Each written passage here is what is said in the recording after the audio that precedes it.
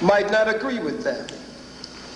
I believe I understand Brother Malcolm more today than I have ever understood him before. I was not in the Nation of Islam 30 years ago.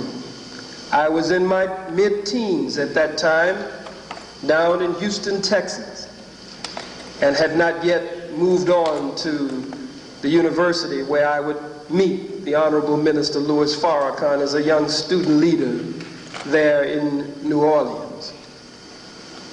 So there are many things on my heart, but I think if you will permit me to be just a little wise today,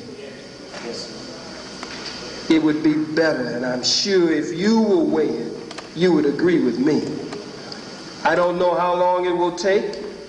It's been over a year. But during that year, I have not said as little as a word, nor as much as a sentence against my spiritual father, the Honorable Minister Louis Farrakhan. And no matter what I have on my heart, again, I think it should be said between father and son, behind closed doors, and some resolution made behind closed doors before I come back to the broader community and the broader family. I have many questions to ask. Keene College was not a speech where I stood up to condemn my teacher. Keene College was not a speech where I was going into his domestic life. Keene College was a speech, as all of my speeches, where I was giving the white man hell, and I will continue to do that, and I make no apology for that.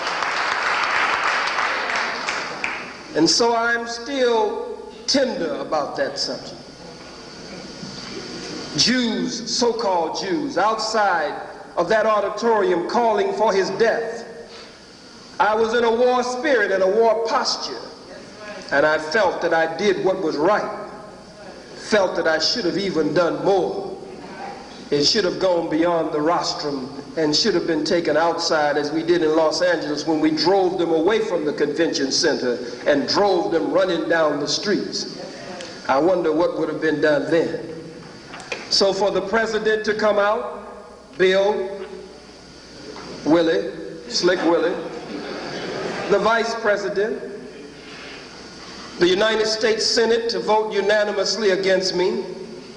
For the first time, the House of Representatives and the full Congress, and all of the mayors and governors and city councils and state assemblies and Negro organizations and Negro preachers, Ben Chavis, Reverend Behind, Reverend Butts, some of the other Negroes who came out against me, Jesse Lewis Jackson, who called the white folks, they didn't have to call him, he called them.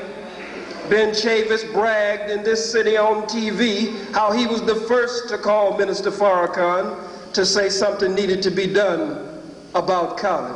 All of that, and my last word, what's on my heart, I'll have to hold. As the old folks say, I'm just going to tarry a while.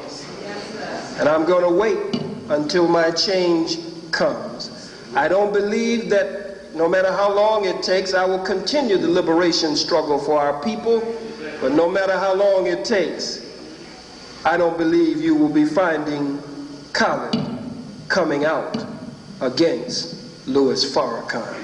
Whatever happened 30 years ago between the Most Honorable Elijah Muhammad and the Honorable Minister Louis Farrakhan, today, Malcolm with the Honorable Elijah Muhammad 30 years ago, and Minister Farrakhan with Khalid today, hopefully, prayerfully, Farrakhan and Khalid can put a positive period behind the history of Elijah and Malcolm. Thank you.